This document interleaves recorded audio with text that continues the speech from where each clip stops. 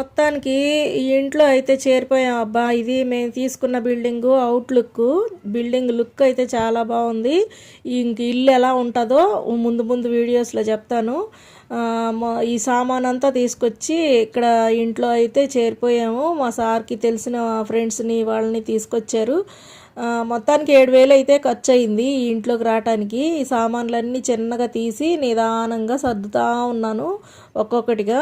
ఎంత టెన్షన్ పడ్డానో, ఎలాంటి ఇల్లు దొరుకుద్దో, అసలు దొరుకుద్దో లేదో ఏంటో మా పరిస్థితి అని చెప్పి దేవుడి దయ వల్ల మంచి ఇల్లు దొరికింది. బాగానే ఈ ఇంట్లోకి అయితే చేరిపోయాము. ఇక నిదానంగా సర్దుకోమని చెప్పి మా సార్ అయితే నాకు వదిలేశారు. ఇక ఇక్కడి నుంచి సర్దుకోవటం అయితే నా వంతు. చిన్నగా అయితే సర్దుకుంటున్నాను. చాలా ఖాళీగా చాలా స్పేషియస్గా ఉందని చెప్పాను కదా, నాకైతే నచ్చింది. హ్యాపీగానే మొత్తానికి సర్దుకున్నాను. ఇవన్నీ స్టీల్ సామాను అయితే బయట కడిగేసి మంచం మీద ఆరబెట్టాను. ఎక్కడ వర్షం పడిద్దో మళ్ళీ అదొక టెన్షను. కానీ ఏం పర్వాలేదు, నిదానంగా అయితే సర్దుకోవాలని నేను మొత్తానికి మొదలు పెట్టేశాను.